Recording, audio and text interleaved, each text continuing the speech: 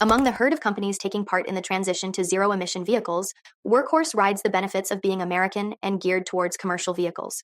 Since their stated focus is on providing sustainable, cost-effective solutions for the transportation sector by designing all-electric delivery trucks and drone systems.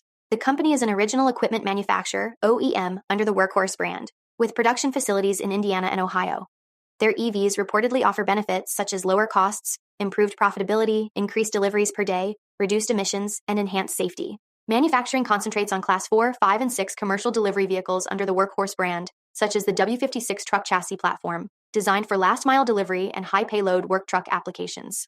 This is part of their revised strategic product roadmap, which also includes the W Next, a second-generation low-floor vehicle expected to begin production in late 2025 or 2026. To accelerate EV deliveries, they produced Class 4 vehicles using a supplied base vehicle. These zero-emission vehicles are sold under the Workhorse brand and come in cab chassis and step van configurations.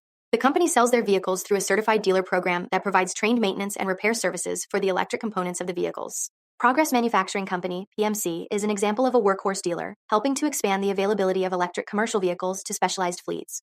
By distributing Workhorse's W56 and W4CC vehicles through their extended dealer network and directly to customers as demo models. This partnership extends to allow for the integration of equipment from EnviroCharge for specialized applications. Other benefits come from PMC specializing in upfitting vehicles with purpose-built solutions, extending the functionality of Workhorse's zero-emission vehicles for industries such as last-mile delivery, EV fleet operations, and utility applications. Another collaboration exploring expansion is Workhorse's Stables program, which operates a series of FedEx ground delivery routes in the greater Cincinnati area. The company aims to gain first-hand experience and data on the challenges and benefits of transitioning to electric vehicles for independent fleet operators. This initiative provides valuable insights into managing the transition to EV operations, including charging infrastructure, training, maintenance services, and total cost of ownership.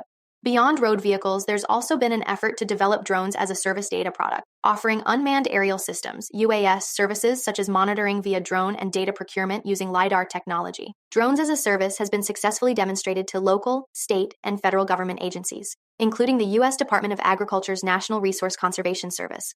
The company has developed 2 product lines of small UAS, which moved into production in 2023. However, they have decided to fully transition from a design and manufacturing drone business to drones as a service, resulting in stopping production and development of both product lines and terminating related employees.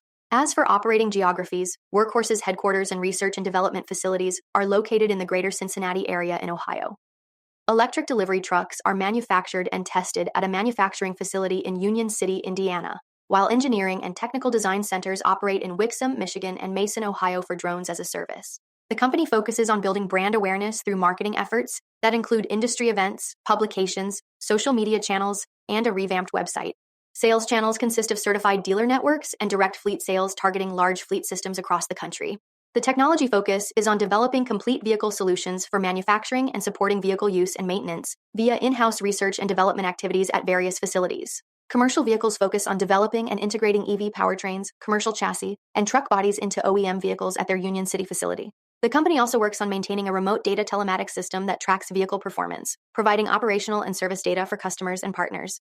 They are working towards integrating these data systems with internal management systems, as well as developing new software and data architecture for future business applications such as fleet management and service repair operations.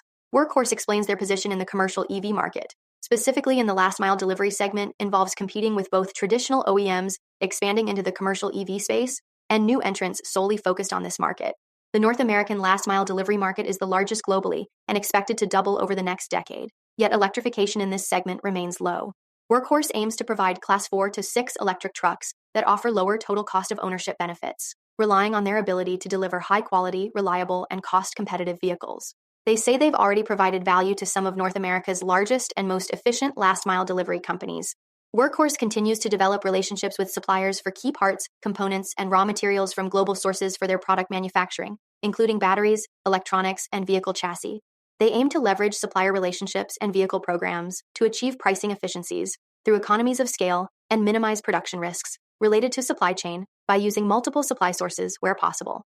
The company designs their electric vehicles to meet government regulatory requirements and industry standards, acknowledging that future changes in regulation could potentially impact their business. Government regulations are often related to climate change in the U.S., specifically focusing on emission and fuel economy standards issued by the EPA and NHTSA for trucks and heavy-duty engines.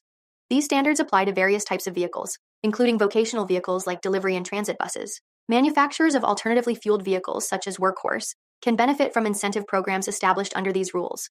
It's also important to comply with regulations like California's ACT and Advanced Clean Fleets rules, and obtaining certificates and complying with emission standards in different states. As for vehicle and drone safety regulations in the United States, the National Traffic and Motor Vehicle Safety Act of 1966 regulates motor vehicles and equipment, requiring conformity to safety standards and mandating recalls for defects related to motor vehicle safety.